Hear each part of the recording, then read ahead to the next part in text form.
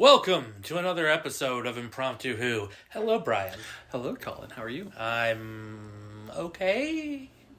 Okay? I mean, I won't lie.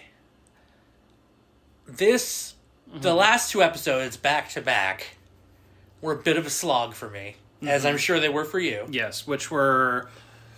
I forget the name of them already. I'm sorry. What was it? The Ambassadors of Death. Oh, yes. Of Death. And then, obviously, today's episode, which will be Inferno. Yes. And I say they're a slog because these serials are the first, and I want to point out, the only two times where Doctor Who serials came to 7 episodes. Yeah. After this, doesn't happen again. What's the frequency, or what's the average then? About 4 or 5, or? I want to say probably between 4 and 5. Okay. Earlier serials, I think it's 5. Right. You come to 6 sometimes, but after this, and then these two, it's 7, and then after that, they keep them under that. Gee, it's almost like someone gave them some feedback and said, hey, 7 episodes is too fucking long to do this. I mean, you would assume, but here we are, back-to-back episodes. Well, that's what all I'm saying is 7 apiece. Because after this season technically, or the series or whatever, however they do it in England, is over, and then we have series 8 after this. Yes. So there was a period of time in between that. So well, and I'll say this much. Yeah. This is the end of the first serial for Jon Pertwee. Yes. And I said that for this particular run, we were going to do the first series of his, and then we were going to come to a decision. I think what I want to do is now we can random it up. Okay. Now we can go, First Doctor, 8th Doctor, 3rd Doctor. Let's go back and forth. I don't think we need to go through the rest of Jon Pertwee's run in its entirety. Okay. Fair enough. Well, I just give it a little variety. You know what I mean? Sure. Yeah. Nothing wrong with that. I figured, that'd be good for us. I mean, for the audience. Unlike the Doctor, I do like to do things in a linear fashion. However, I think it would be fun to kind of switch things up a little bit. Yeah, jump around a little bit. Yeah. I figured, I figured you'd appreciate it. Yeah. Well, this one's... Oh, boy. Well, Inferno! Well, and let's... Well, you know what? We got 7 episodes to get through, so we don't got a lot of time. So, this is Doctor Who, Series 7. Can I start with something real fast, too? Yep. This is the second time in a row that we've opened up, and there's a bunch of scientists, and they're doing a thing, and they're trying to get to the core of the Earth, or something. Mm-hmm. And they have some giant room with a bunch of thingamajiggers, and the Doctor's like, hey, maybe you shouldn't use that. And there's some guy who's just like, I don't like you telling me not to do that. Yeah. Well, and so I tell you what. So, yes, it's the last I would say the last 3 or 4 plots of this have kind of gone along similar lines. Yeah. So, all right. So we're going to dive right into it. So this is Doctor Who Series 7, episodes. Sweet Jesus, episodes 19 through 25. Oh my god. Titled Inferno. So, and you know what? I think you're not wrong in your assessment. Mm-hmm. Most of this series of serials has just been the Doctor is stuck on Earth. He has to help humanity with their problems. And it seems like the biggest issue at this point is they're looking for unlimited energy. Sure. That's been I want to say 2 of the 4 serials have been strictly centered around that. Which is it's not a bad thing, and that's kind of why. No, and again, for the time, it makes sense because I think in England around this time, there were coal strikes going on. there was like a petrol shortage. No, it was coal strikes. And okay. so, because again, this is 1970, so people were either heating their homes with fuel or with coal. Right. So it was like, and there was a limited amount of that. So there's that. So I get the real world equivalency. Sure. Trying to, add that in. They're like, oh, we're trying to come up with different forms of energy. Look at what we're doing. But I mean, like, it's like Spearhead from Space was, oh, these asteroids are coming to Earth and aliens are taking over. Doctor Who and the Silurians were, oh, we're building this nuclear power plant and yeah. And then we have these things that were like in the ground that like, they're technically, Earthlings They're technically, too. yeah, they're technically, sires of the planet Earth. Although they're not, they're aliens who landed on Earth, but before we were evolved from monkeys. Yeah, and then then we get Mars Probe 7 in Ambassadors of Death. So like again, it's just like this is like the second of 4 serials where it's like unlimited free energy by fucking with the planet. Yes, is the key focus of the episode, right? So it's like as if we didn't learn our lesson the first fucking time. Humanity will never learn. Yeah. Nope. So I would say, okay, so going through the categories, so the synopsis of the episode, sorry, I'm jumping all over the place here, but so the synopsis of this episode, the Doctor and Unit investigate strange happenings at a top secret government drilling project headed by the pompous Professor Stallman. Yes. I mean, we'll get to that fucker in a minute, but I think there are a couple things wrong with this episode, and it's, how do I put this? It's definitely not something that I'm my problem is like I'm watching this episode, and like we've watched all these serials. We've only gone through 4.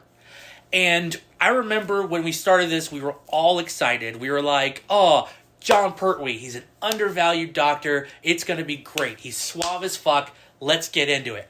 And then we watch them, and I'm like, this is trash. Yeah. And that's not even, and I'm not even, like, I didn't come into this with like, oh, this is, when I say this is trash, I don't mean it in like a context of, I hated it strictly for hating its sake. It's just like, I watched it, but like the plot holes, like the unanswered information, which is so prevalent in all of these serials. All of the threads that are left untied at the end of these stories, and it's like, they're never going to be able to go back and like tie those up because like they're hopping over to the next story. Yeah. So like unless you were to do some kind of like serialized thing where it's like, oh, like I guess you could kind of maybe like follow up on some things, but like why would they? It's 1970s Doctor Who. Maybe I'm wrong. Maybe they did tie up some of the loose threads or whatever. I don't think they did, because that was the thing. It's just like I watched those and I'm like, oh, like maybe it's going to be some sort of long-arching storyline where, an element is introduced in one serial, but then it gets tied up by the end of the... Nope. Like the silence and like the crack in the wall. Yeah. With like 11, or and like... then that like River Song or something. And then I thought about it and I was just like, is it just me? Am I just... Because you and I were talking about this right before we started the show. I was like, is it just me or like... Is this just bad? Is this just bad storytelling? No, it's not you. It's me too. Like, I think it's just really bad storytelling. And like, I don't remember this being as bad as it is. Is it just because I was looking through this through the rose-tinted goggles of nostalgia? Which is funny because, like, guess what? You now know what my watch through of Power Rangers has been like. Oh, really? As much as I love, like, Mighty Morphin, like, yeah, you watch it as an adult and it's like, that doesn't make any sense. Okay. But, like, you still love it, but it's like, oh, okay, I can see how they cook this chicken now, and I'm, like, my appetite is not as much as it was. I've seen how the sausage is made, and now I'm not hungry. Yes. Yeah, it is how I feel in this case, because, like, I always remember John Pertwee. He had the cool car. Mm-hmm. He was dressed like a kung fu opera singer, and I love that. That's a great way to describe him, by the way. Right, and I was like, he always looked dapper as fuck. Mm-hmm. But I'm watching these serials, and I'm just like, he is ineffectual. And it's crazy. In certain elements, he's ineffectual, but he's got like 2 more seasons after this, right? Like yeah, 2 more, and then we get Baker. So we have 2 more seasons to see whether or not like he actually lives up to the hype.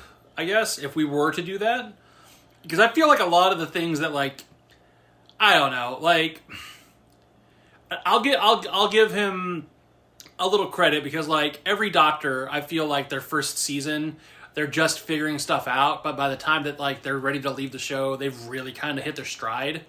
Because it happened to me with Tennant, it happened to me with Matt Smith, it happened to me with Capaldi. You know what, I take that back. He's got 4 more seasons. This is Series 7, he's got 8, 9, 10, and 11. Oh my god. 12 is when Baker takes over. Mm-hmm. Okay. Well... Which, I mean, again... I know, like, one of my favorite serials from old Doctor Who is The Three Doctors, mm-hmm. which happens during Pertwee's run. Right. So, like, I know that's coming up, and I always... It's a delightful dish of ham and cheese. Shouldn't that also, like, we're not talking about that, obviously, but shouldn't that just be called The Two Doctors with an appearance by one?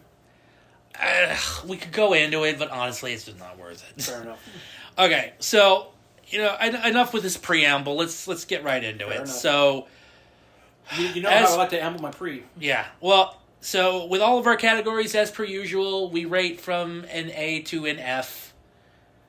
And so, here we go. Alrighty. So, plot.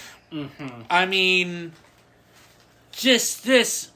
I hate to admit this, but I remember watching this serial and being like, I've seen this before. Mm-hmm. And I literally, it took me like a day or two after I finished it, and I thought about it. I was like, holy shit, this is just the Doctor Who equivalent of Mirror Mirror. I think I literally, because I was having trouble watching some of the episodes, just because I had other stuff going on. Yeah. You had watched them before I did, but like literally I'm sitting there watching, and the first thing I messaged you is like, when I get to that, I was like, this is fucking Doctor Who Mirror Mirror, isn't it? And you're like, yep. And I was like, okay. And, like, I'm not saying it's a one-to-one direct pull. No, it's not. But it is shockingly similar. I mean, and it's not the first time that, like, well, I guess it would be the first time, at least, like, in the series of Doctor Who, that maybe they've done that kind of thing. But, like, it wouldn't be the last, and I think they've done it. I think they've done it in recent years way better than this. Because the whole thing of this is basically, hey, this company is going to drill into, like, the Earth's crust. Yeah, the government is drilling into the Earth's crust to tap into this, like, pocket of, like, energy that's, like, kind of, like, on the cusp of the magma sphere that, is the nice, ooey, gooey core of the Earth. Yep. And they're going to siphon that out, because then that's unlimited energy, which that of itself is kind of an oxymoron, because it's like, well, you're going to run out of that eventually, right? Unless, like, I don't know. Whatever. Yeah. Well, and they don't explain necessarily how that's going to work. Yeah. It's just like, oh, we're going to tap into the molten core of the planet and turn it into energy. How? I want someone to science this for me, please, because I have so many questions. Like, not even a difficult explanation of the science, just a limited. Just dumb it down for me. I don't care. Right. Just make it make sense. Like, I imagine because, like, there is so much molten core of the Earth that is available. Yes. Like, sure, like, it would technically, quote-unquote, be seen as an unlimited yield of energy, but as you find out, like, lots of shit could go wrong there. That's an understatement. And meanwhile, the Doctor, this is very important to the plot, the Doctor has gotten his TARDIS console out of the TARDIS, and he's trying to unlock whatever lock it is that the Timers have put on the thing. So he's able to, like, technically, like, move, but he's not able to move, like, forward or backwards in time or space, but he's able to move parallel. No, he is actually able to move forward and backwards in time, but only, like, a few seconds. Gotcha. Oh, right. But again, the idea is, like, I thought the whole point of his exile on Earth was that he lost the secrets of the TARDIS. Right. I thought his brain, like, they had blocked his ability to draw upon the information necessary to run the TARDIS. Right. But no, apparently he still knows how it works. No, no, it's like they literally changed his password and didn't give it to him. Yeah, like they did. Pretty much what it was. He, like, changed his password, but then he immediately forgot what the fuck it was. Yeah. Happens to everybody. No, and so, like, this episode starts with, oh, they're tapped into this, they're drilling into the Earth's crust, but they're using this nuclear-powered drill, but the Doctor is trying to siphon, like, a little bit of energy off from this nuclear power plant to power the TARDIS console. Right. And he's running, quote, experiments to see what it can do, to see if he can just... Because he, like, obviously at this point, he's like, I'm fucking done with UNIT. I want the shit out of here. I can't take being on this planet right now. I mean, yeah. I mean, like, that's the thing. You can try and be polite. Like, we can try and be like, oh, no, he's so... No, he wants the fuck out, because he's essentially marooned. Yeah. But, so then he's able to... He gets the power to power the TARDIS console, starts the TARDIS console, but either they cut power or some snafu happens... And so he gets sent into the space between universes. Not necessarily explained. It's not limbo, but they don't explain what the fuck that actually means. And you get a series of, like, you know, gift-worthy, you know, like John Pertwee faces yet again. Oh, yeah. He's just like... Like he's having a fucking fit. Yeah. And, of course, Liz is there freaking the fuck out, trying to pull him the fuck out of it. And she does, shuts it down, he comes back, and he's like, what happened? Right. So all that's important because eventually, as things are happening... Yep. Yeah. So even, and just he goes through this and almost ends up in, like, a pocket dimension of nothingness. Yeah. As soon as he comes out of it, he's like, alright, let's go again. And she's like, are you fucking serious? What the hell? A pocket dimension of nothingness. A.K.A. Utah. Yeah. No, but... Well, sorry, you're not wrong. Anyways. No, we love you, Utah. Yeah. But... Don't stop being salty, you Lake City. Yeah. But So, he does this, and then, meanwhile, the Professor Stallman, the project head, is arguing with his... They never really specify who's in charge of what with this project, right? Who's the guy that looks like Eric Wareheim from Tim and Eric? Hang on. It's, not Stallman, but you mean the tall dude with the mustache. With the mustache and the goofy-ass glasses. I'm going to tell you. Sir Keith Gold. Right? So, Sir Keith... It's never really explained what the fuck Sir Keith is doing.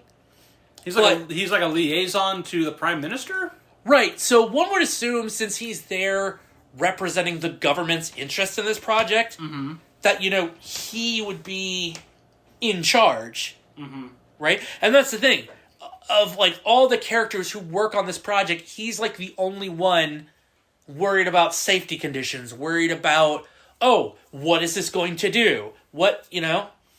Whereas Professor Stallman is like, again, like every other old white scientist in every other serial thus far, has just been more concerned with the discovery, not the consequences.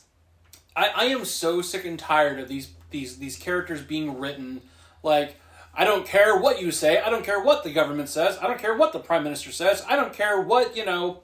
Bip Bam Boom says, like, you know, my project is going to run the way I want it to run, and I don't care what anybody says. And, like, throw that person out because, like, I don't like them. And, like, you know, like, it's just, like, oh my god. It's dumb. Who... It's dumb. They're dumb. And I can get, like, being a scientist and being nerdy and not feeling like in your life you've ever had much control over a situation, especially, say, in like, school or something, where you got pushed around.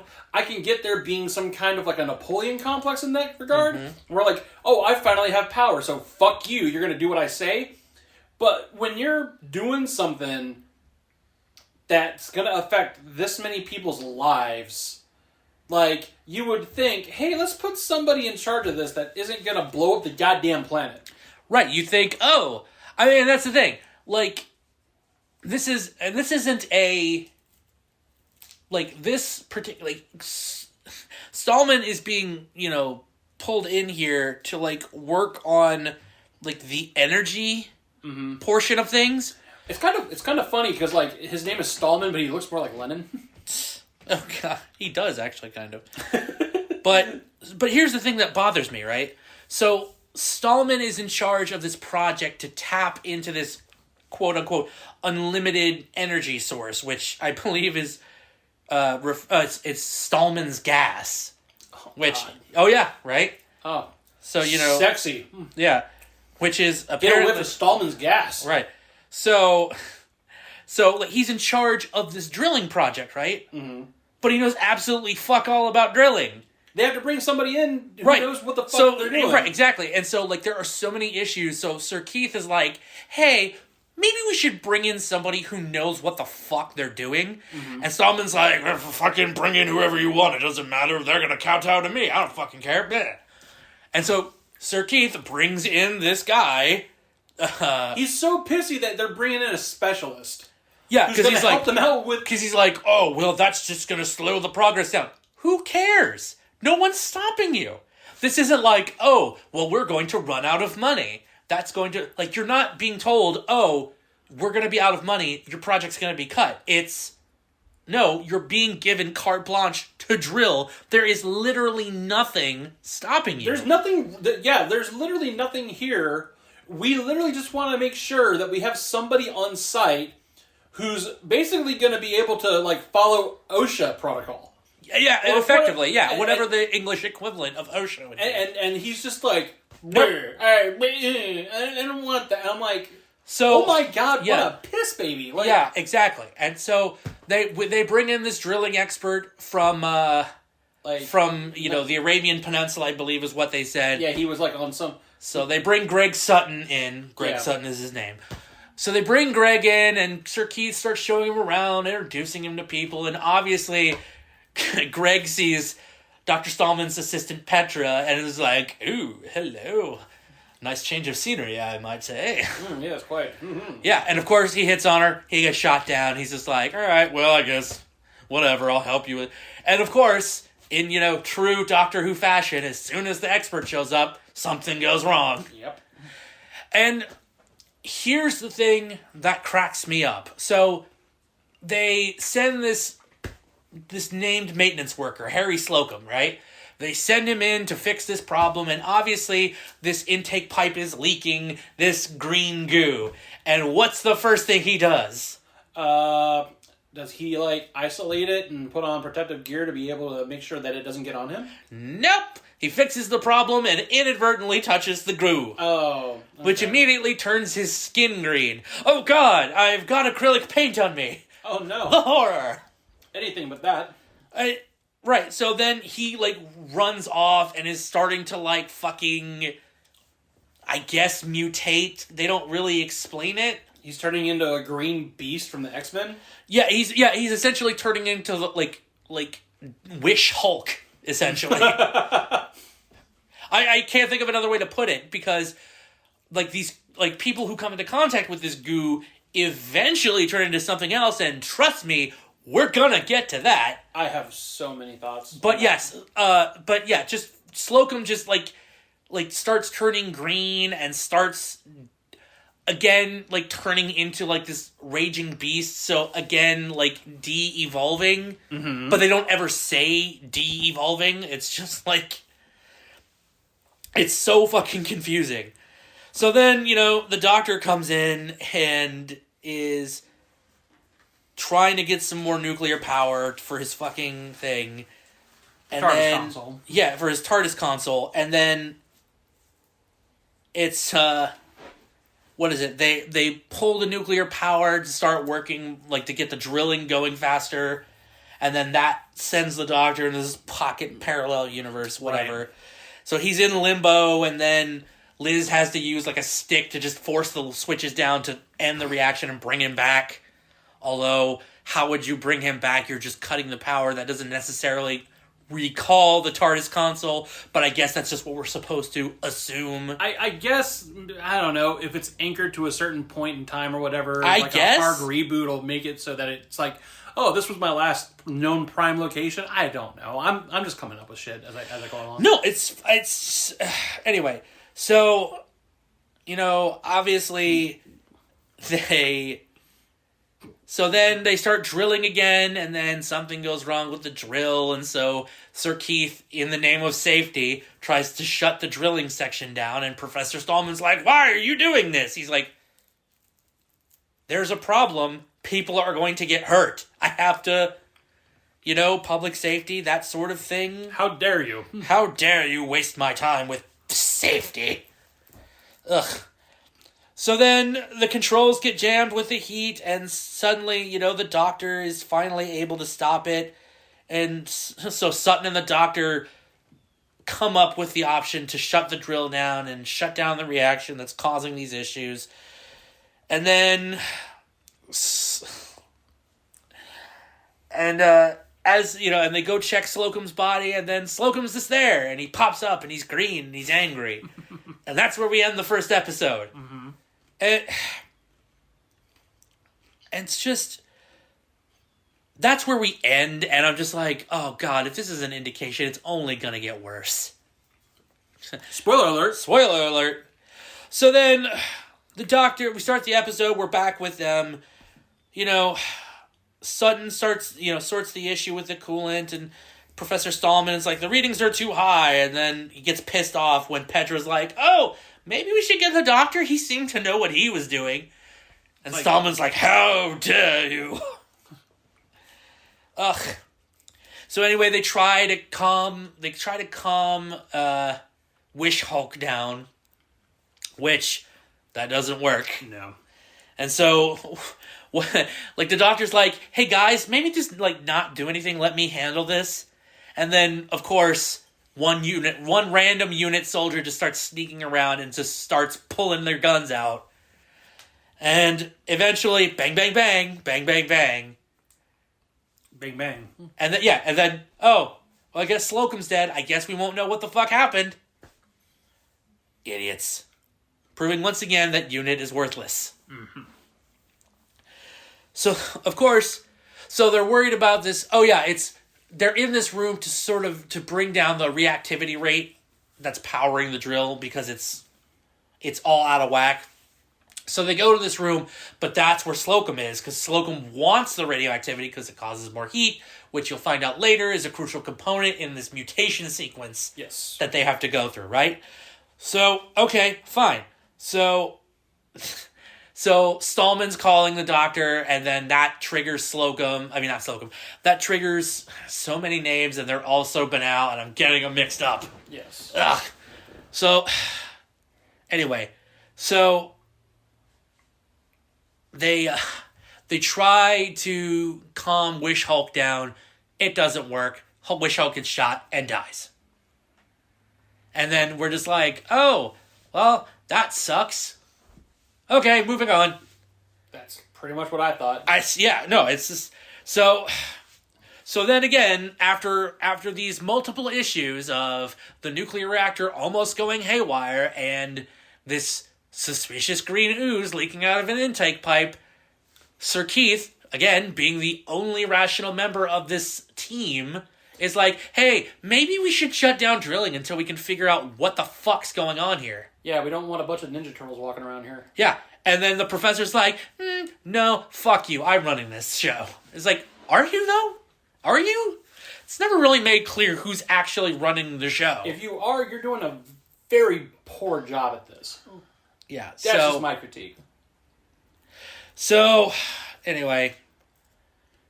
So, they get the switch turned off, finally. Or, I'm sorry, they get the power turned down, finally. And that, Stallman keeps calling on the number. Finally, the doctor picks up. He's like, I got it. Fuck off. Click. So then, Stallman tells their workers to go back to work. The doctor and the brigadier start examining Wish Hulk. And they're like, oh, he was shot through the heart twice. But was able to survive. Like, okay, how? Shot through the heart, but who's to blame? Apparently, you give love a bad name. Yes. So again, you got what do you call it? The maintenance worker who's now dead, and then you've got the two guys, one random scientist who just happened to be in the switch room when the maintenance worker attacked him. Which member of Hall Notes did he look like again? Like I can't remember. The mustached one. Yes, that guy. Yeah. Was that Hall or was that Oates? I don't fucking know.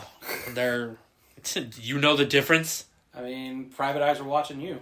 Jesus. They know your every move, Colin. Okay, fair enough. Anyways. So, they check the other two. They check the unit scientist and Private Wyatt, who is the genius who decided to shoot the maintenance worker before they could figure out what the fuck was going on. Mm-hmm.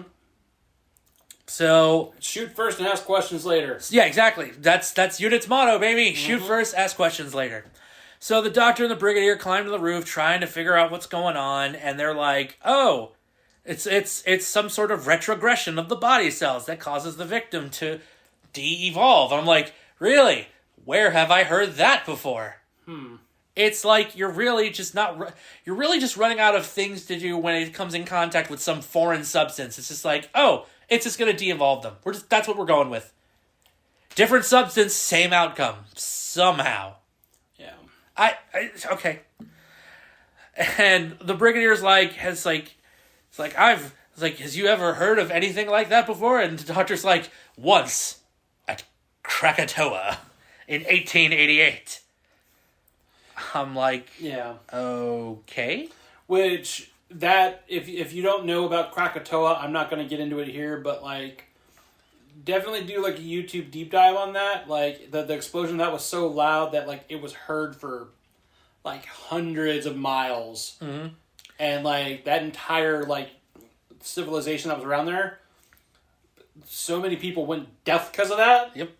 It was insane. It was I think it was the loudest or largest recorded event in human history so far, or involving a volcano. Yep. So, and of course they're having this discussion, and then out of nowhere, some rando unit soldier runs up and exclaims, "Private Wyatt has escaped!" Because you know what? Unit's bad at their job. Yep.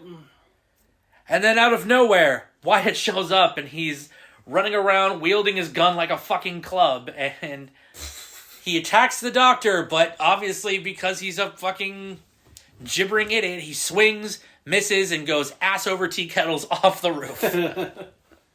Proving once again that Unit is absolutely useless. Enter Wilhelm scream here. Yeah, right?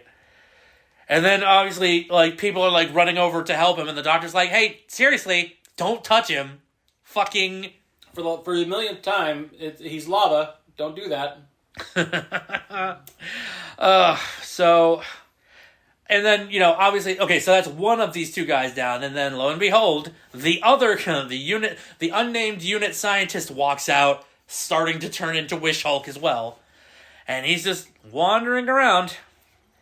So we get back to Stallman and this drilling project, and Stallman wants to increase the drilling, and everyone's like, hey, maybe not a good idea, and then they bring in, and then Sir Keith and Greg Sutton bring in this box, and they open it, and there's this vial of green goo. The same green goo that mutated these guys, right?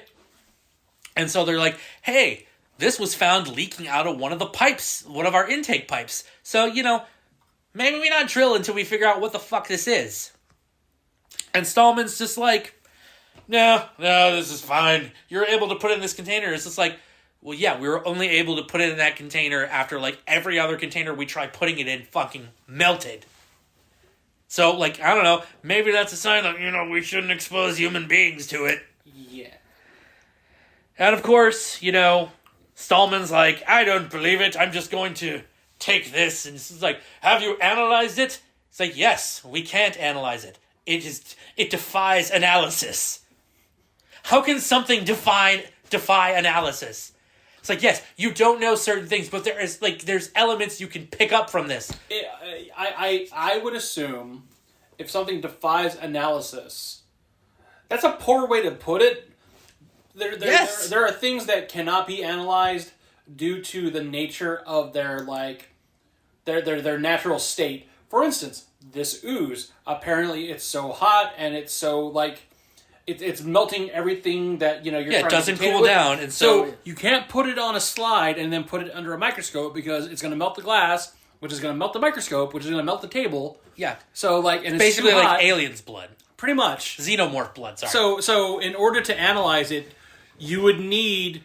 It's not impossible to analyze it, but you would need to, in turn, come up with the kind of tools that are needed to analyze it in the first place, which is kind of a catch-22 because you need to know what the volatile nature of that that stuff is in order to be able to make the stuff to be able to analyze it. So it's like...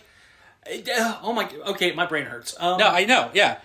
So, and of course, Stallman does not give a shit that there have been multiple deaths, and all the shit is going wrong. He's just like, I don't fucking care. This is my project. I'm gonna run it how I fucking see fit. And even work. All right, and the Brigadier's like, I need to talk to you, and I need to talk to Sir Keith because this is kind of fucked. And he's just like, fuck off, I'm not talking to you. And he's like, bitch, I'm in the military. I run shit. You fucking come talk to me, or we gonna have problems. Yeah. And so he does, begrudgingly. But of course, he's just like, doesn't matter. I don't care. The computers are oversensitive. You're being overcautious. You're impeding my work. This work is important. This needs to happen. And then, of course, Petra runs in saying, oh my god, this green goo is about to bust out of this jar. I guess this jar isn't as invulnerable as we thought it was. Which is funny, because Stallman was just holding the jar. And I wonder if this will come back to... No. You're silly. So, of course, they start... So Stallman's like, all right, well, I'm done talking to the Brigadier. The doctor's like, hey, I'm looking at this computer. The computer is basically saying it's like, this drilling session is fucked. We need to stop. And Stallman's like, no, we're not stopping. Even so, at this point, he's had 3 people. He has Slocum, the drilling expert. He has the doctor, an intergalactic time traveler. They don't know this, but an intergalactic time traveler who's a liaison with one of the highest ranking government agencies. Yes. And Sir Keith Gold, the liaison with Her Majesty's government, the people who are funding this project. And every single one of them is saying, hey, maybe stop drilling because it's going to be an impediment to safety. And he's just like, fuck you. Maybe stop drilling until we can reanalyze this and figure things out? No. Yep. How dare you, sir? It's like, it's so annoying. And and that's probably one of my biggest problems with him is, yes, he's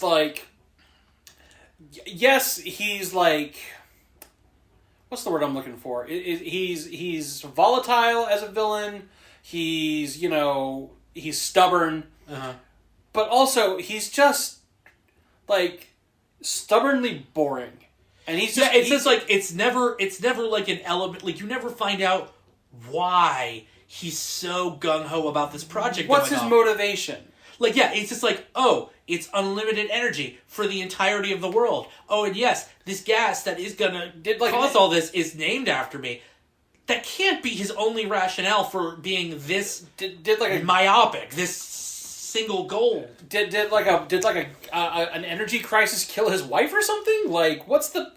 I don't get it. It's lazy writing. That's what it is. It's just they're just oh, we'll just write him like every other fucking old white scientist project leader we've written in the 3 serials previous. Yeah. Which is fuck the populace. This is my project. I do what I want. Which I will give you this much. This kind of makes me look at some characters that I've seen in New Who in a different light. Not to hold on this, but do you remember the episode where Ten and Rose go back in time to the Queen's coronation, and the TVs are stealing people's faces? Yes. Do you remember the dad, and he was, like, how stubborn he was? Oh, yeah, no. That's, honestly, I'm looking at that, I'm like, oh, okay, I get it now. I see where that archetype comes from, because this is exactly that fucking guy. Mm-hmm. The guy who cannot be told with reason, hey, you need to, like... You need to chill the fuck out. Yeah, it's like, no, I'm in charge here. I am talking. It's like, okay, gotcha. So, of course, Stallman, tired of being... like told, oh, this computer is telling me we need to stop drilling. So he's just like, hey, you know what I'm going to do? I'm going to fuck this computer up. So he rips out a crucial component of the computer and is literally about to smash it. Like, he just takes it, goes into his office, and is literally about to, like, fucking just smash it with the Brigadier's fucking stick of all things. And the doctor just walks in, he's like, the fuck are you doing? Like, seriously, man, like... It's, like, not even being coy about it. He's just like, nothing. So he's about to smash it, and the doctor just walks over and fucking Venusian Aikidos him. Which, I want to point out, first time he does... is it Venetian Aikido or Venetian Judo? I think he said Venetian Judo. I honestly do not remember. Alright, well, anyway, he basically... I think it might be Judo, but... Space karate. He does space karate, basically. He does space karate to paralyze him. The Brigadier runs in. He's like, whoa, hey, what's going on? Off topic. Yeah. How have Ninja Sex Party not had a song called Space Karate yet?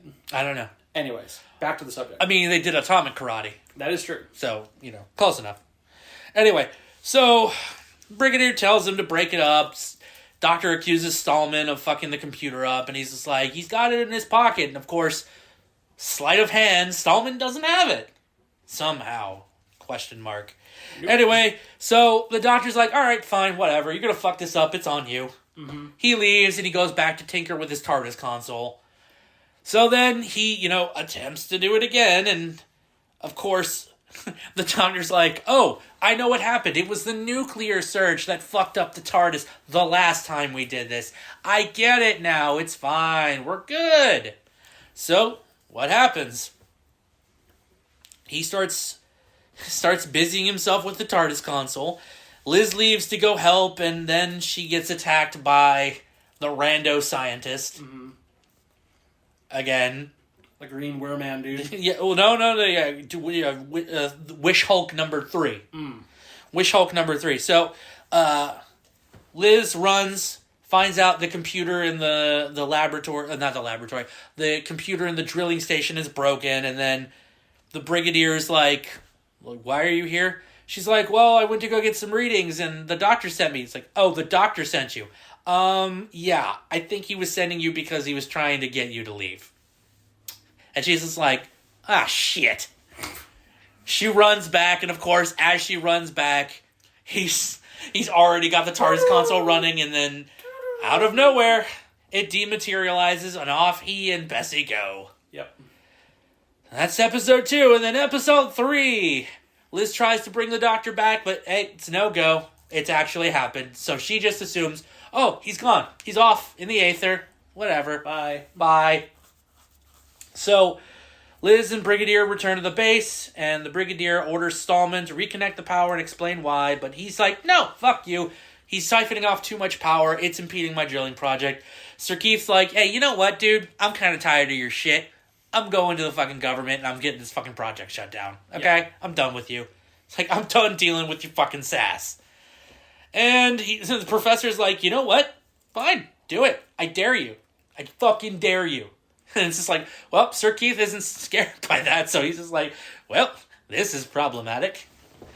And then out of nowhere, Stallman just walks off, and he's just like, looks at his hand, and oh no, acrylic paint! Oh, it's happened again! Soon he too will be Wish Hulk number 4. It was before there were standards where they weren't going to make the paint non-toxic, so he's like, shit, I should probably get rid of that. Yep. So Liz berates the brigadier for not showing concern over the doctor. The brigadier's like, hey, you know what? I got a lot of shit on my plate. He's one fucking element of my job. And let us be fair, he's 100 times smarter than either of us. So, he's fine. And of course, he's not fine. No. Because the doctor wakes up in a shed, and he leaves, and is immediately cornered by unit agents, or what appear to be unit agents. Because apparently he wound up in the... What was it? The Man in the High Castle universe or something. I mean, essentially, yeah. He basically ends up... He realizes he's in a parallel universe. And he explains it. It's like, oh, it's the butterfly effect. Or not the butterfly effect. It's like, yeah, it's basically... It's multiverse theory. Oh, we're in a universe that is almost identical to we'll call the Prime universe. Sure. But it's just... slightly ever so different. Like, of course, I mean, like, for instance, he runs from the unit soldiers, who, again, prove that they're awful at their job because he gets away incredibly easily. Very easily. Yeah. And he gets away and then finds Liz. Or, what looks like Liz, except, she's wearing, like this military uniform skirt combo and has a haircut that John Lennon would be like, that's a bit much. And of course, she's like an intruder. Gun. And it's like, oh no, curse your sudden but inevitable betrayal. And then he gets dragged before Lethbridge Stewart, or not Brigadier Lethbridge Stewart, but Brigade Leader Lethbridge Stewart. My. I'm like, oh. I think the first thing I said to you when I saw that was, he is not allowed to shave that mustache ever again, because that is the creepiest fucking thing ever.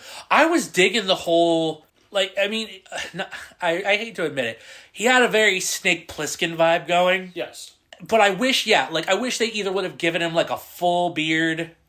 Yes.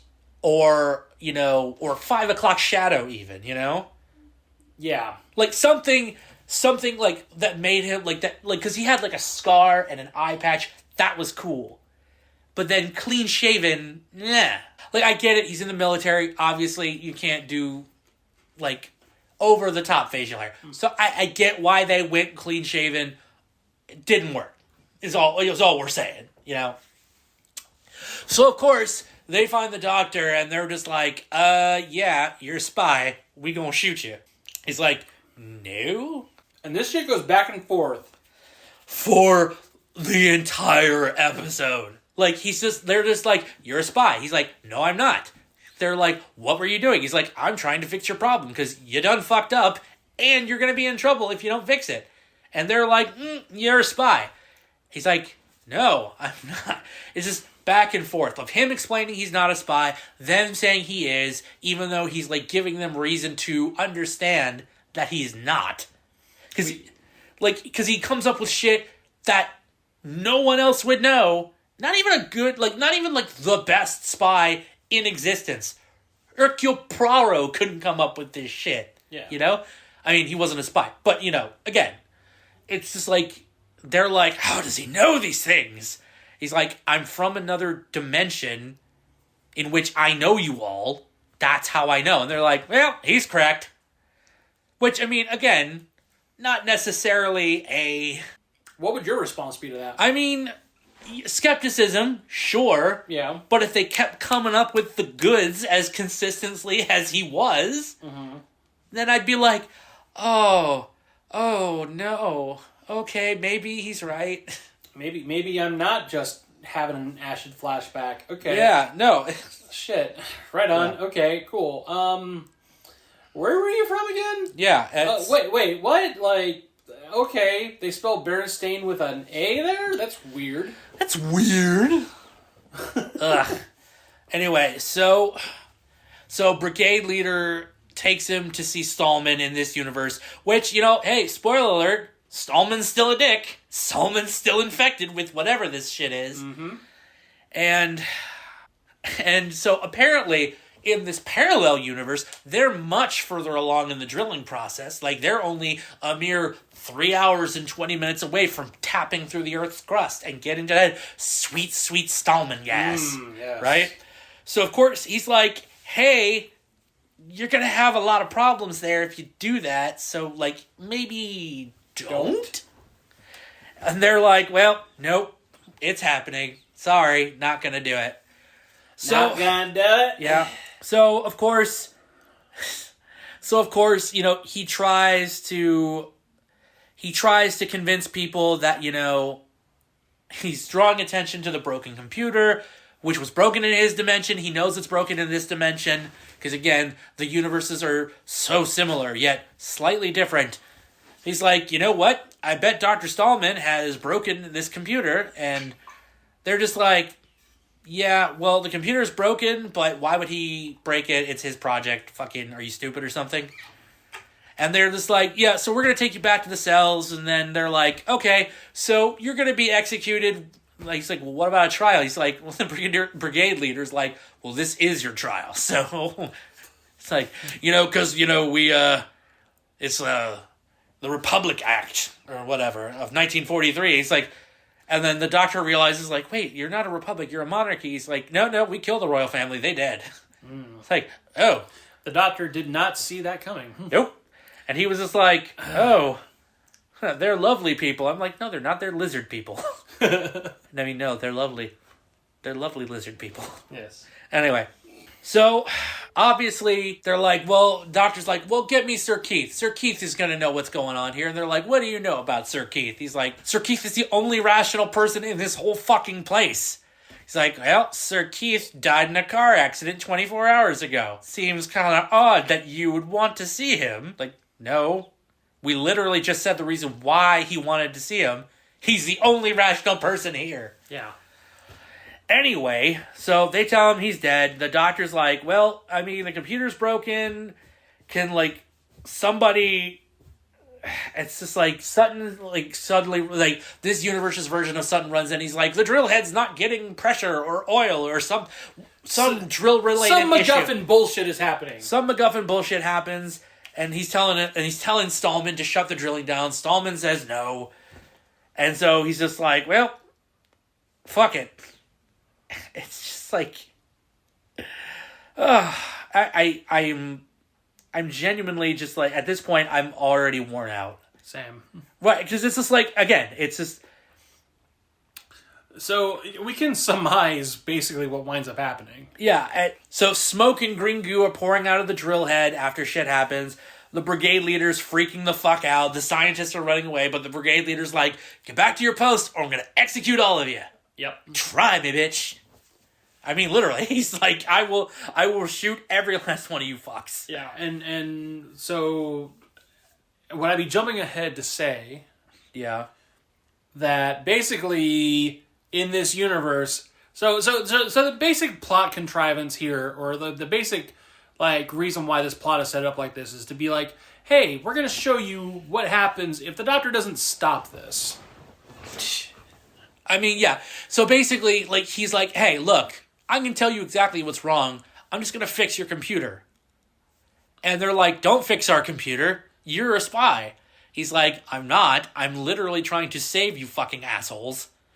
But you're a spy, though. Yeah, it's like, and like literally they end episode 3 with like with brigade leader pointing a gun at his head. He's like, are you going to fucking go or are we going to have to shoot you? And then it ends there. And then, like, literally within the first 30 seconds of episode 4, Liz steps forward and is like, no, don't. Let him do it. I mean, we're fucked anyway.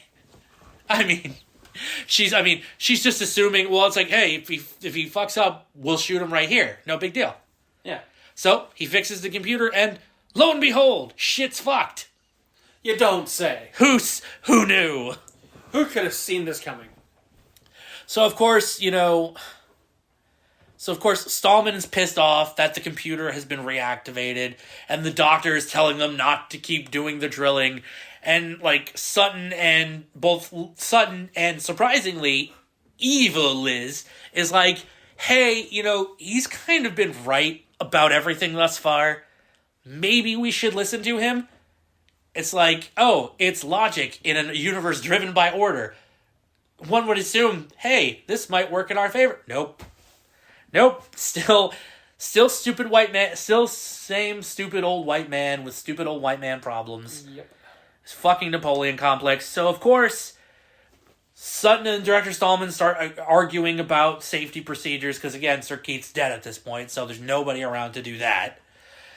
And, they put the Doctor in a jail cell, and Liz comes to him and starts asking him all these questions about, what am I like in this other universe? He's like, you're incredibly intelligent. You're very similar, except, you're a scientist in that universe. She's like, I'm a soldier in this universe. And he's like, but you wanted to be a scientist, didn't you? She's like, yeah, why? He's like, because I'm from another dimension. I know you in that dimension. You fool. Right, it's just like, damn fool. Again, repeating the exact same point. It's just like, he's like, the Doctor's just like, it's just like, at a certain point, your life diverged, and now you can't, Again, another argument over the drilling happens, and then, in this sort of sense, Stallman threatens Sutton, just like, hey, you know what? I can fucking just have you executed, man, if you want to go that route. I don't care. Try me, bitch. Yeah, right? So, Liz comes back and is like, oh, the emergency's over, everything's cool. And then the Doctor's like, no, if you keep drilling, shit's going to go even worse. And honestly, we can keep going on about this, but I think I just want to get to the point of these last 3 episodes. I think we can just sum up the last 3 episodes, if I'm being honest. Pretty much, yeah. Let's go ahead and do that. So they drill into the Earth's core, and obviously shit goes wrong super hard. Because Stallman's gas, it's basically, I think the way he described it was, it's the Earth rejecting this. It's the Earth defending itself. What the fuck? I know, and that's what they say. That's what he says. And I'm like, wait, so the Earth is a sentient being now? Is this literally the Mother Nature? Yeah. Right, and that's so, like, basically, they drill through the Earth's crust, everything gets fucked up, and then anybody who's been subjected to this green goo turns into dun dun dun werewolves. Green motherfucking werewolves. And like this was not even green motherfucking werewolves, green nuclear motherfucking werewolves. Right, and the question is, of all the fucking things, why would you turn into a werewolf? We don't have canine DNA. I mean, like nuclear gorillas. That I get. Yes. That doesn't make sense, but it makes more sense than nuclear werewolves. Cue Dennis Hopper saying monkey. I cannot. It genuinely bothers me, and so anyway, so we keep cutting back and forth between the other universe and this universe. Like, in this universe, Sir Keith finally goes to London, but finds out that his driver has been told by Professor Stallman to take him on a wrong route, so it takes him doubly long to get to London or to get back or whatever. And Sir Keith's like, hey, like, how about this? How about if you drive me back there, I'll pretend like this didn't fucking happen and I won't fire you. How's that sound? And the driver's like, yeah, that'd be cool. Thanks, man. And then, like, literally the driver takes his eyes off the road for 15 seconds. And he's like, hey, watch the road, fool. It's so dumb. So, anyway. So then, like, they tap into the Earth's crust. And shit gets fucked.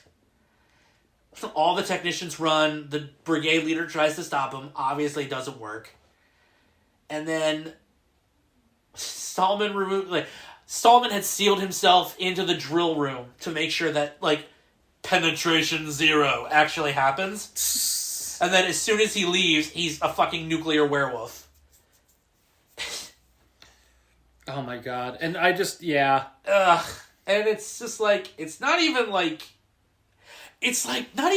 good werewolf makeup. It's not great. It's bad. It like, God, fucking, Universal Studios called, they want their makeup back? Yeah. So, like, Stallman and the Doctor try having a fight, and obviously Stallman is away from the goo source, which is, like, the source of his power. So he, like, goes back into the room, seals the heat shield, and starts infecting all of the technicians that passed out. And, he starts infecting them so that he's got more dudes. He's got more werewolf dudes to fight with him. And they're trying to work out how to fix the situation, but it's just, at this point, they're like, how thick is the heat shield? It's like, the sun's like, it'll stand up to a nuclear explosion. He's like, that won't be enough. It's like, a nuclear explosion would be like that of a summer breeze. That's... No. Not even remotely accurate. An explosion happens, everyone runs away, of course. The brigade leader's like, we're getting reports of seismic tremors and earthquakes all over the country. Yeah, you done fucking broke the shit. Can we do a re-edit of this scene, by the way, like, as all this is happening? So if you've watched the episode, you've seen how things get fucked with this explosion and the lava and everything happening. Yeah. Can we please try and edit in Linda Hamilton in Terminator 2 Judgment Day as all this is happening? With, like, her skin getting blown away in the skeleton and she's hanging onto the fence and shit. Yeah, that'd be funny. I would love that. Because that's all I can think, is I was thinking of that scene.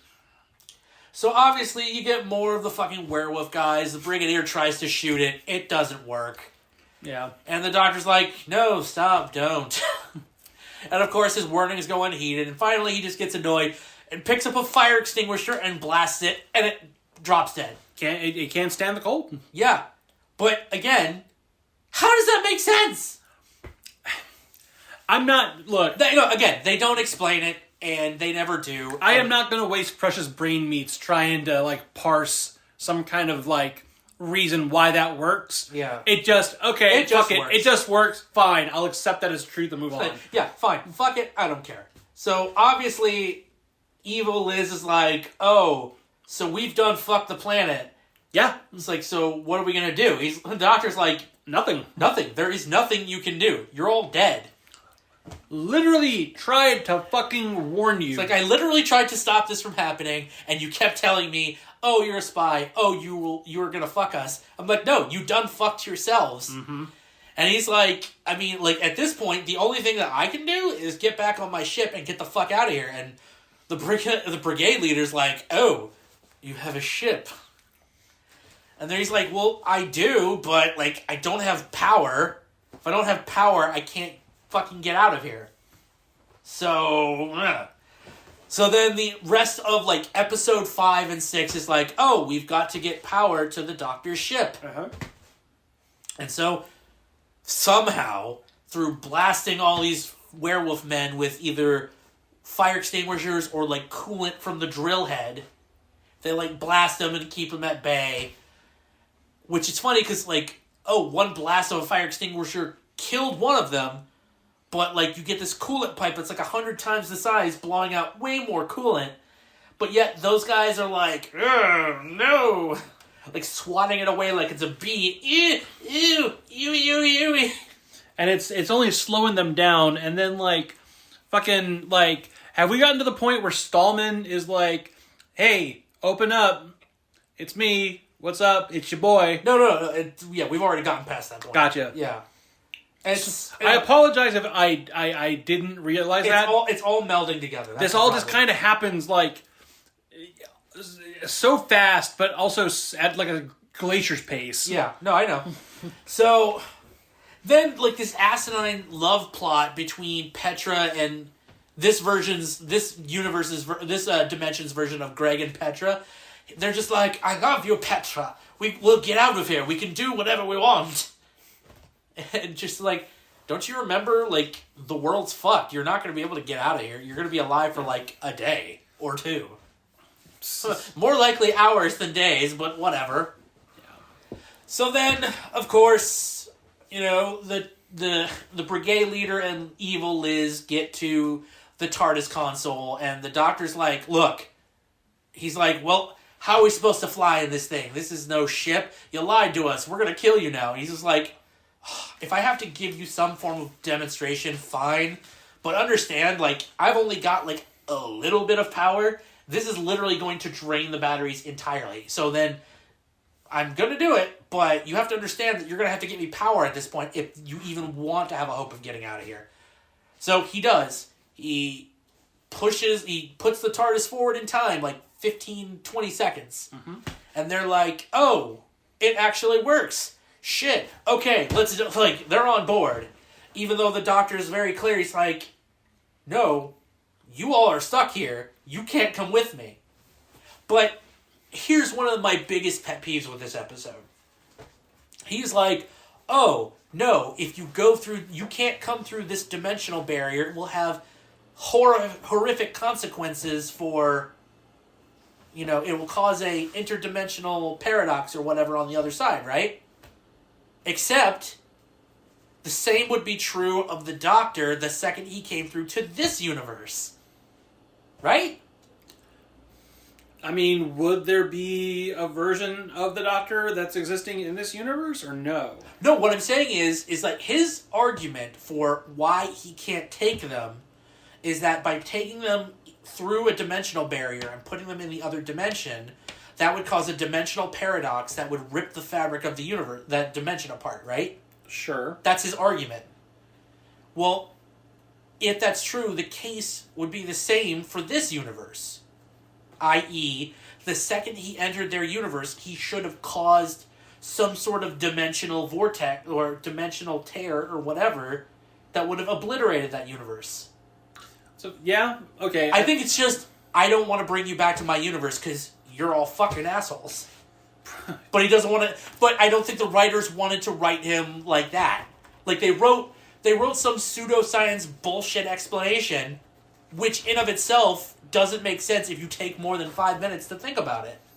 I mean, yeah, because I guess they want him to come off as, like, you know... I'm a hero, yet I'm leaving you to your deaths. But why, though, Doctor? It's like... Yeah, because I don't like you very much, that's why. Because you're fucking English Nazis. What do you want? Yeah. Anyway, so... They're trying to fix the problem, and then... Oh, I'm sorry. No, we're just coming to the point where Stallman's like, let me out! Let me out! Right, okay. So, like, I'm sorry. You know what? At this point, they let him out, and that's when he's turned into the fucking werewolf. Gotcha. Sorry. He was kung fu fighting the Doctor in his sealed uniform. Yeah. It's now at this point, after he, like, comes on the radio, he's like, Petra, let me out! I need to get out of here. It's a damn shame for the editing and, like, the pacing of the scene that they were not as fast as lightning, because it just... Yeah, they're slow as fuck. So anyway, he pulls it off, and Stallman is turned into a fucking werewolf like all the other ones have. Everyone tries to escape, but they're stopped by the werewolves. The Doctor pulls some wires, and the heat shield closes. This causes enough of a distraction for them to get out to the office. And then, evil Benton gets turned into a werewolf. Oh no, poor Benton. Oh no, not Benton. Yeah, right? Not Benton. And the Doctor's like, well, no, he's fucked, leave him. And then... Sutton, the drill guy, is like, oh, we should have saved him. The Doctor's like, no, he's fucked. You would have turned into one too. So then... They come back. Sir Keith's doing his bit where the driver takes him back, and then they have a car wreck. Then back to the parallel universe where the creatures are trying to kick in the door, and the Doctor's like, I have a plan. And then they break through the window, and that's episode 5. Episode 6, they're basically blasting them with the fucking fire hoses and extinguishers as soon as the episode starts to keep them at bay. And he's like, okay, here's the deal. I've got to... Like, I need to get power in there. We need to reset the emergency control. And they were like, and then Sutton's like, oh, we've got this coolant for the drill head. We can use that to hold him off. So then, Brigade Leader and Liz and Petra run off, try and fix the thing, and then Sutton and the Doctor decide to stay to fix the Master Switch, right? So, Brigade Leader, him, Liz, and Petra get outside. Brigade Leader's like, all right, deuces, I'm out of here. And they're like, where are you going to go? The whole planet's screwed. He's like, I'm going to run away. I don't want to be here anymore. I'm like, yay! Proving once again, units completely useless at their job. Also, just like, yeah, proving that he's like complete opposite of Lethbridge Stewart, prime Lethbridge Stewart, because he's a coward, you know, I mean, again, all this proves is that in either universe, unit is trash, and, you know, it's just, this is proving that he's just, like, he's the inverse Lethbridge Stewart, he's a coward, he runs away at the first sign of danger. Which, I mean, like... even though there's multiple signs of danger. Sure, and I get that. I mean, like, that's... And I feel like in any good kind of mirror, and, like, that's just kind of what I'm going to call these kind of stories from now on, because, spoiler alert, Star Trek did this so much better. I know. You know, it highlights, you know... Stories like that are supposed to highlight how people's, like, what am I trying to say here? It highlights how people's lives can be determined by, you know, world events. A slight change. And slight changes. And, like, do you... Let me ask you a question while we're in the middle of this. What? Because I feel like because how did this work? In Mirror Mirror, Spock was still Spock. Yes. His allegiances were... But he was evil. Spock. He was evil, sure, but he was still competent and logical and calculating, and he was still, you know, willing to do his job no matter what. Mm-hmm. Sure, his allegiances were askewed, and they weren't of, you know, the Federation. This is not the Star Trek podcast, by the way, now, but I'm just trying to give this as an example. I'm just trying to give an example. Sure. So all those points you make are accurate. It's just the problem. The problem is that, like, whereas Mirror Mirror made it so, like, oh, all of the people in the alternate universe are still themselves, still incredibly competent at their jobs. They're just evil. Yes. Or there's some form of character flaw, right? Right. I mean, again, this episode sort of does do that, except the problem is that they're incompetent in the Prime universe. They're equally incompetent in this universe. Sure, but, like, the part where it diverges for me and it doesn't feel like... Because you know, what is it? The Brigadier Commander... Brigade Leader. Thank you. Is, like, such a coward. He's so unlike his counterpart that it might as well be a different person. Yeah. Whereas... But obviously, if you're going to make... That's the thing. If you're going to make Liz an evil version of herself... Well, sure. For Liz, that works, because we don't, like... While we know who Liz is, we also don't really know who... Like, she doesn't... Look, she has the personality of a sponge sometimes. Okay? I'm sorry, but she kind of does. Because she's like, I'm a scientist, and what are you doing, Doctor? No, the Doctor's saying this. I think the Doctor said that. Oh, well, why aren't we going to do what the Doctor says? I don't know. What do you say, Brigadier? It's like, yeah, she's very much, like, I don't know. Have you ever seen the show, what's the show? Garth Marenghi's Dark Place? No. She's very much like the woman doctor character on that. Like, it's like a parody series.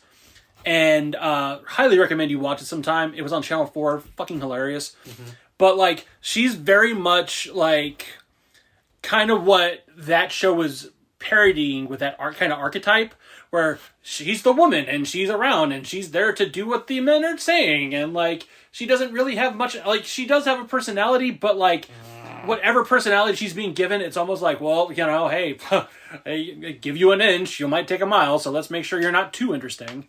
And that's the biggest problem I have with characters like that back in the day, is like they weren't allowed to be more... No, yeah, it's... The sad thing about it is that, like, they present her as this genius who is paired with the Doctor and thus maybe won't be on his level of scientific acumen, but she should at least be able to sit there and be like, hey, doctor, what do you think about this idea? Yeah. Instead of just parroting or like being like a sad puppy dog. Yeah, exactly. Just basically parroting what he's saying or just blind, like not attempting to have her own thought process. Yeah, that's really crazy. By the way, does anybody want some tea? It's like, fuck me, dude. Like, oh my god. So, with Liz, I can understand, doing this because, hey, she's getting more characterization. And like... She got more character development in these episodes than every other fucking episode of this series. Yes. Every other serial in this series. Yes. Which is sad, because it's not even Liz Prime, it's evil Liz that's getting the character development. Evil, like fruits of the devil. Yeah. So, getting back to the story, they get the power going, they all run back, and they're like, Doctor, take us with you. And he's like, no, I'm not taking you. I can't. And then, of course, in his... the Brigadier... By the way, I also found this particular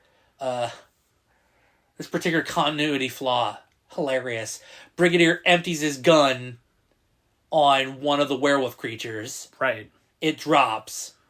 And then he, then turns around. It's just like... So they're, all begging him, take us with you, take us with you. He's like, I can't do it, I'm sorry. And then so the brigade leader points his gun at the doctor. He's like, oh, you'll take us with you. And then I'm just like, what are you going to do? You literally just ran out of bullets, dipshit, and we didn't see you reload the gun. Yeah. Are we just supposed to assume that you've reloaded it off camera? Yes. Well, yeah. So anyway, he is looks like he's about to shoot the doctor, and then evil Liz shoots him in the back. Because, it's time for her momentary redemption. So she shoots him, they set the power off, he starts teleporting away, and they turn around, and of course a giant green screen effect is about to envelop them. It's that same effect that they were using in the Silurian episode when we need them in the foreground and we need to have something kind of blocking the sides.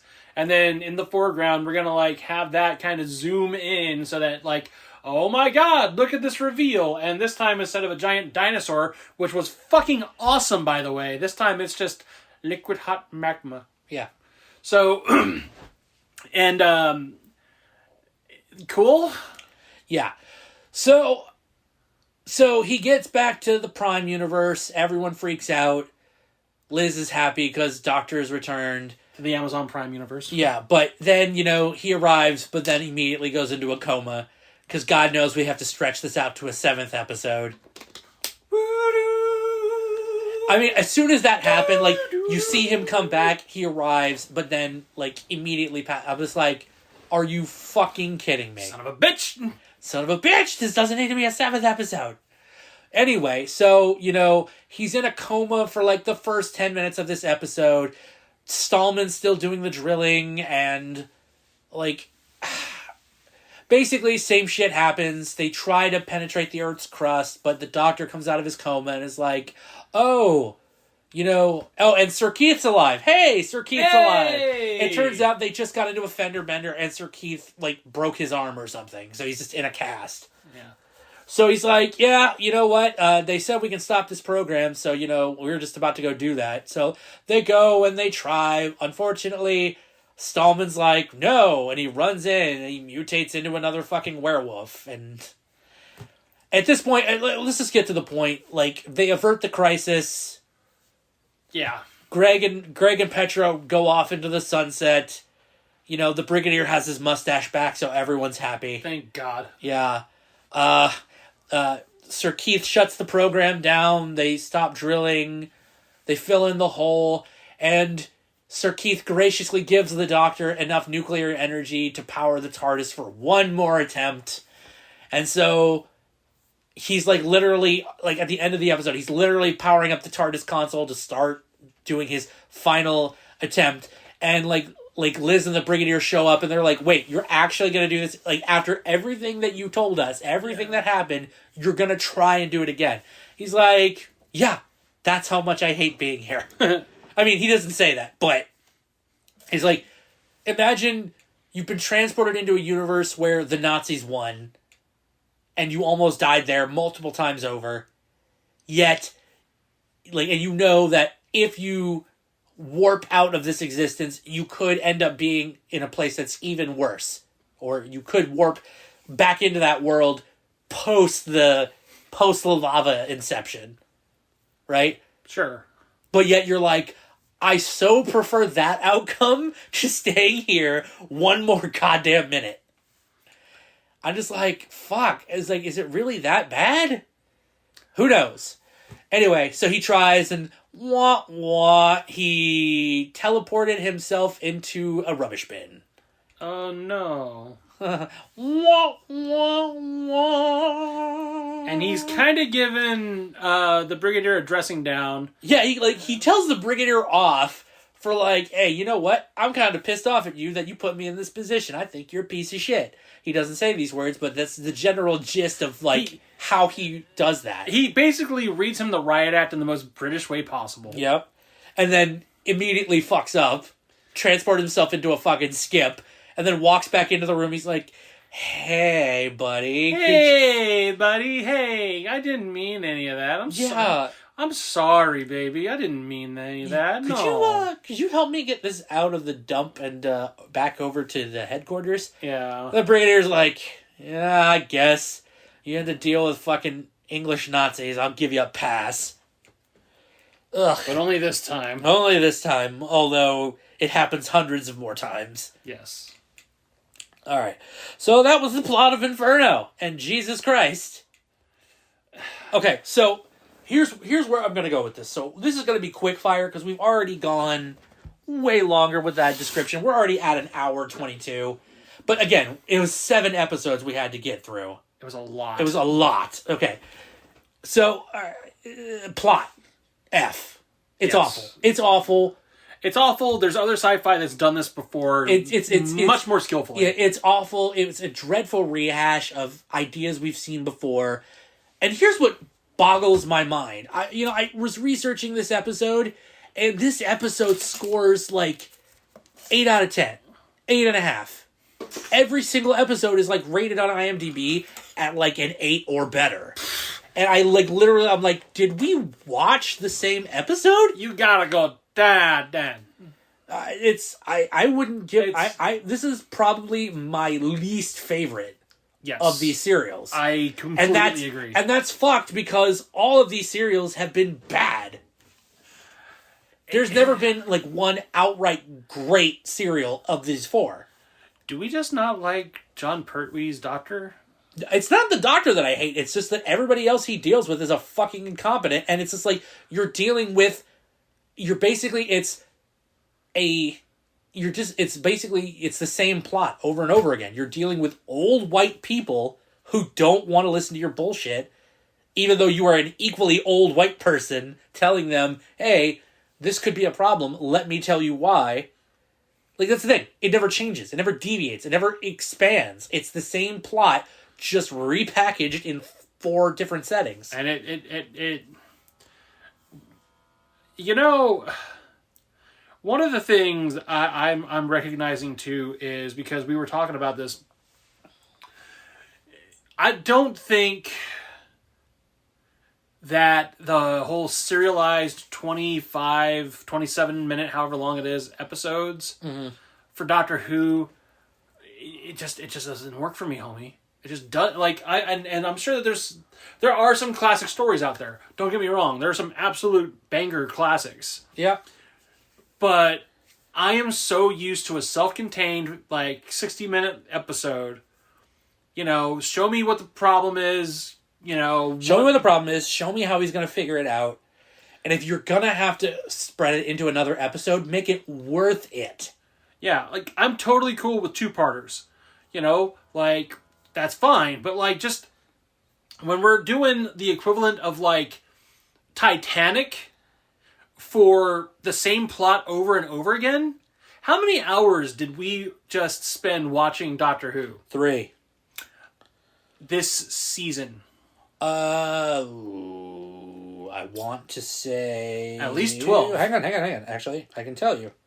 Because I still have the list up. Ha ha ha. I won't say waste, but like, how many hours did we spend watching Doctor Who? Here, let's say, hang on.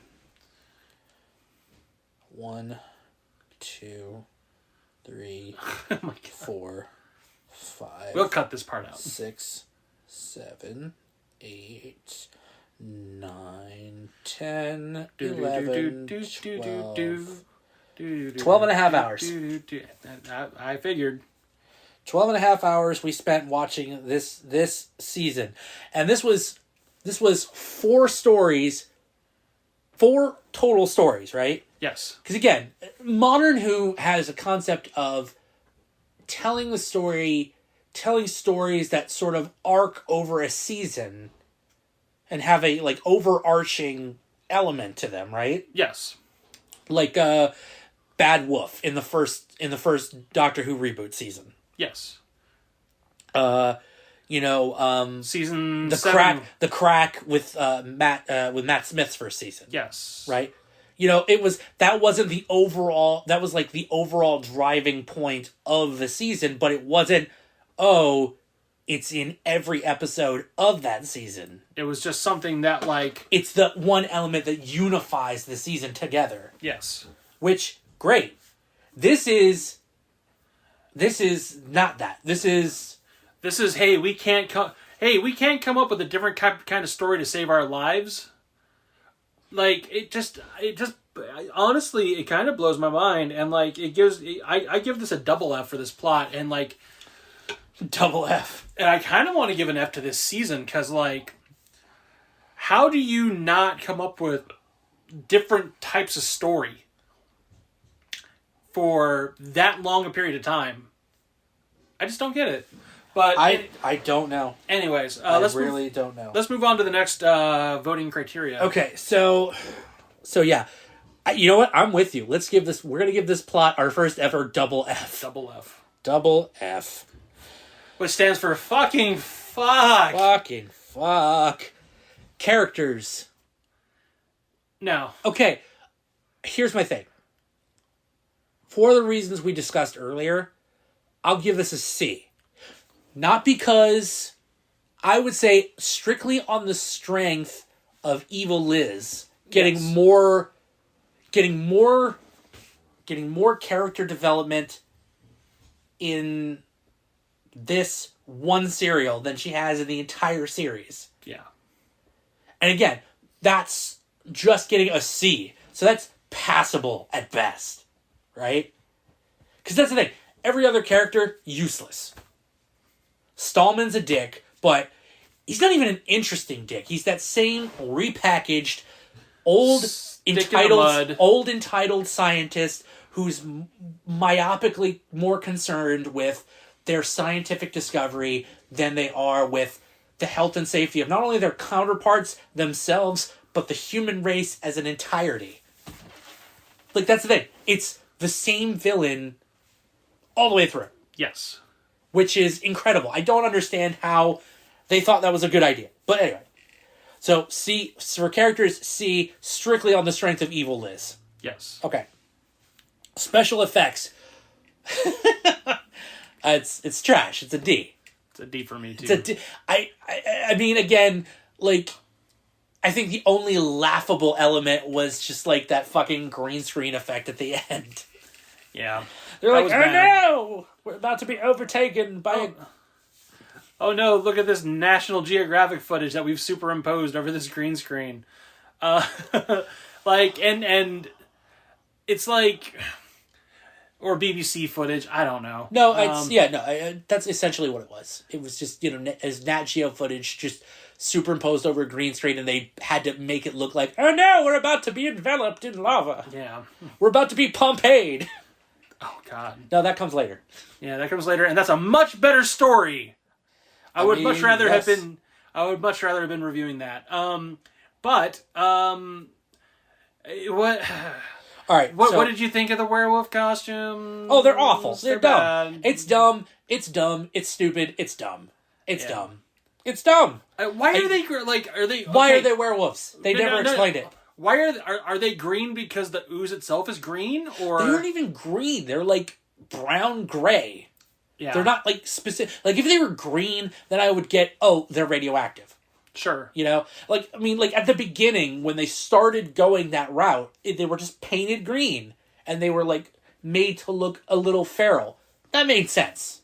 Like, if they had just stuck with that, and that was the apex of the transformation, that would have made sense. I might have graded it a little bit better. But then they turned it in, like, oh no, they turn into werewolves. Make that make sense. And they don't. They don't. So it gets a D. Settings. Okay, this is where I'm torn, because the settings, it's the same essential setting in either dimension, but the concept of going between dimensions is the only reason I would score this higher than a D. I'm not giving it any higher than a C. Yeah. A C at most. Like, they attempt to do some kind of world building that, you know, Britain is now a fascist society. It's now run very much like, you know, 1984, essentially. Yeah. Like, it's just very, we only get to see it's very Orwellian, yeah. We only get to see such a small sliver of that, and I understand that's because of the budget. And that's also one of my criticisms with, what was it? Not to keep going forward, but, like, you remember in David Tennant's first run where he was in New York at the hospital? Yes. So, you know how it was like, oh, it's the future, and look at how expansive and awesome this new New York looks. Now we're going to go to the hospital. Like, it's like, and they spent the whole time in the hospital with Cassandra and whatnot, and the cat nuns. And it's like, I would really love to see how this setting actually works. What are some of the elements that are running it? What bothers me is they had chroma key. You obviously see they have chroma key, and it looks fairly well, right? You couldn't have told me that they couldn't have made, like, a facade of, like, they get to this tower building, and, like, you look out over the green screen. And yeah, you could just make it a map painting of the fucking future, or a map painting of, like, what they would envision a fascist version of Britain would look like. Yeah. You can't tell me they couldn't have done that? That's all you would have had to have done. That would have taken money. Not that much money. Not enough to make it unviable. Yeah, well... So, whatever. I don't know. So, settings gets a C. And it gets a D from me. You want to give it a D? Yeah. C minus then. We'll split it halfway. All right. Because like, you have... I'm sorry, and I'll this will be my last point I'll make on that. When you have a creative team like that... I don't know, like... I don't know what kind of, like, pressure they were under or what kind of time crunch they were, but, like, yeah, you're right. They could have done something. Something. Anything. But they didn't. Yeah. So. And, so, alright, so C minus. Was the Doctor effective in this episode? This is the first serial where 100% I can say, no, he wasn't. Yeah? Well, okay. Yeah. Let's break that down. Okay? He attempts to siphon off nuclear power from a project to power the TARDIS console, in which to selfishly ditch UNIT. Which, again, they've been so useless the last 3 serials, I can understand why he'd want to get the fuck out of there. Yeah, I can't blame him. I can't blame him. At the same time, the first attempt ports him into a limbo universe where he can see nothing, do nothing, interact with nothing, right? He's basically in purgatory. And it's basically Liz pulling his ass out of the frying pan. And he's just like, alright, well, I'm gonna get some more power, try again. And then does it, and then is ported to a literal fascist dictatorship. To wit, yes, I get it, he can't convince them that he's not a spy. Understandable, you can't reason with fascists, that's how it works, right? I mean, that's part of what makes a fascist, honestly. Yeah, exactly. But, within the same context, he failed to save that planet. He failed to save the Earth. That's kind of his deal. The Doctor saves the Earth. Doesn't matter which Earth, he saves the Earth. And in that aspect, he failed. Sure, but Nazis. Again, I'm not saying I agree with the fact that he didn't save them. I get it. But then again, the argument comes along that I made earlier was that he wasn't effective at his job. Well, no, not effective. It's just like, for instance, he could have taken evil Liz and Petra and that universe's version of Liz and Petra and Greg back to his universe, to Prime Universe. Because again, by his own estimation, his appearing in this universe should have set off some dimension-shattering paradox the second he stepped off the TARDIS console. But it didn't. Which means he chose to let them be Pompeyed to death. Well, that also raises some interesting questions in and of itself, and I don't want to drag this podcast out anymore, but like... because, you know, if you've got people who are... They were literally brought up under a fascist, you know, Nazi-type regime like that. Yeah. And they've only known that and this brutal dictatorship, and they've been working in that, and, like... Does the literal end of their world and them seeing that their ways were what wound up dooming that world, does that, if they get a second chance and they're taken to a place in which, you know, democracy happens to be, you know, all around the world instead of that, do they then continue on their stupid, you know, Nazi douchebaggish ways, or do they finally start to fall in line and be like, hey, maybe we should change our ways? Like, so I would tell you that 2 of the 3 people that were left behind could have very easily done that, because they were already fed up with the fascist world they were living in. Yeah.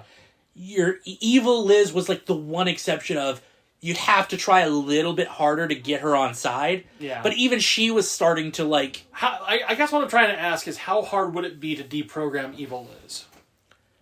Not that difficult. She was already starting to come around. She literally killed the brigade leader to like save the doctor, knowing that she was going to die. Here's my other hypothetical then. If the brigade commander had been around and was taken there, if he was still alive, how hard would it have been to deprogram that motherfucker? Oh, wouldn't I?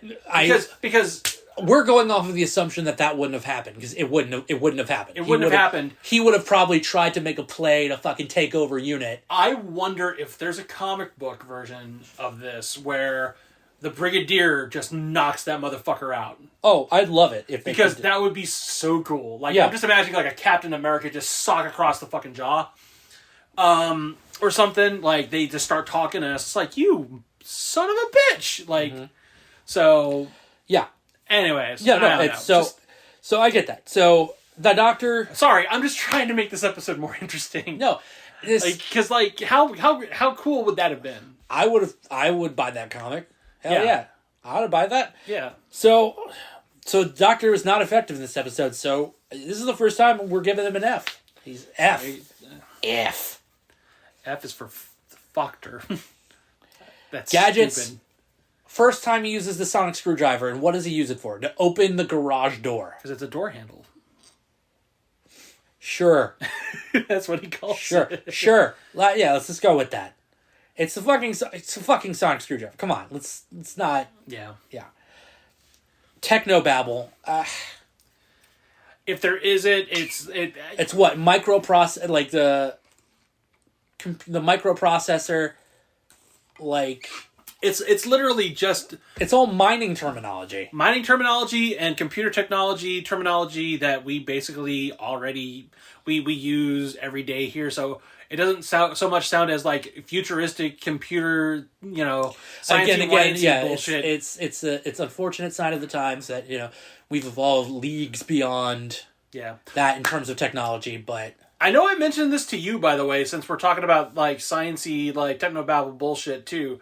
Because I failed to mention this when we were talking about how like effective the Doctor was, or like, you know, his use or, you know, lack thereof of like space judo or whatever the fuck it was. Venusian Aikido or space karate, basically. But I think for future reference, anytime we talk about Venusian Aikido or judo or whatever, space karate. Space karate. That's what we're calling it. All right. Yes, not a problem. All right, cool. So... we were talking about how suave the Doctor, like, we thought, like, you know, Pertwee's Doctor was. He is so suave. so suave and so like, you know, sciencey and like able to do stuff and whatnot. And like, look at all this stuff he's doing with computers. But like, because of the nature of the computers of the time and because of just how he's trying to process information, you can't see this because it's an audio podcast. But basically, you know that ticker tape shit from like when the stock market crashed back in 1929? Yeah. Basically, in order to get his readings, he's just kind of sitting there anytime that he's just about to say... spooling through ticker tape. He's always... It does not fail. He's always spooling through ticker tape. Yeah. And I get that that's because that's where the computations are. But it just, like, at a certain point, I'm like, would you please stop playing with the fucking ticker tape? Yeah, it looks like he's just doing it just to do it. And I'm just like, what are you... Like, he's just kind of, yes, quite, indeed, yes. Oh, that's interesting. And I'm like... Please, just read a fucking computer screen. It's like, is it interesting? Is it? Like, is it? Oh my god. It's like, that's the thing that, like, if I ever get, like, a third Doctor action figure, that's what I'm going to have him do. I'm going to have him sitting there looking boring as fuck, just reading through ticker tape, just... Yes, yes, hello. Well, Liz, you know, I have to get through all this, don't you know? It's like... Yeah. Alright, so yeah, overall, this serial gets a... and that's the crazy thing. This serial is constantly talked about on the internet as being the best of this season. And we have graded it by far the worst. Yes. And I'm like, what Kool-Aid are we not drinking to not see this? Are we just jaded, like, new Who fans? Or no, because that's the thing. I'm a classic Who fan, but I'm rewatching this through the lens of, like, I don't know, watching more science fiction. I mean, yes, Doctor Who, but like other science fiction. And like, even I'm just like, how do people not see these issues? And how do they not point them out?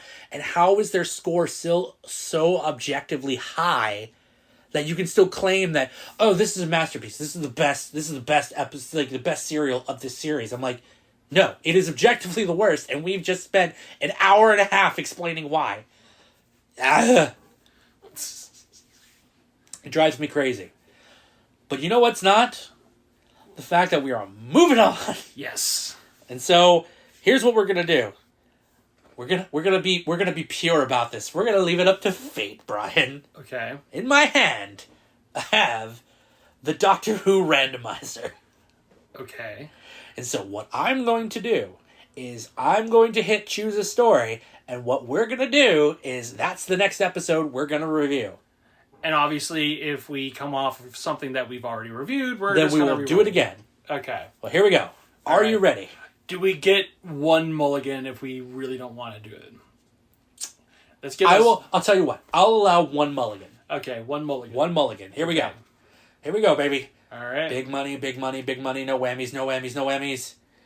And...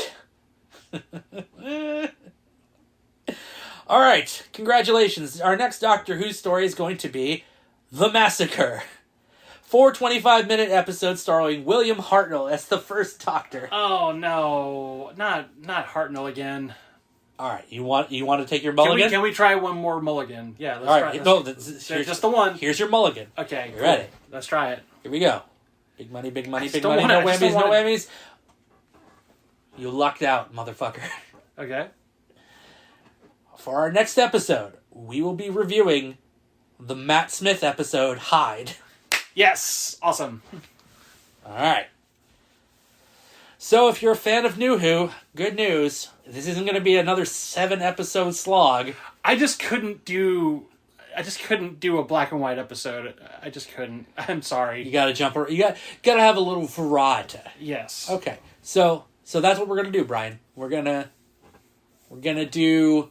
Matt Smith's... We're going to do a Matt Smith episode next time. Sounds good. All right. I'll go ahead and get my jammy Dodgers and my Fez ready. All right. Well, until next time. It's not me. It's not you. It's Impromptu Who. God, we got to come up with a better fucking closer. Yes.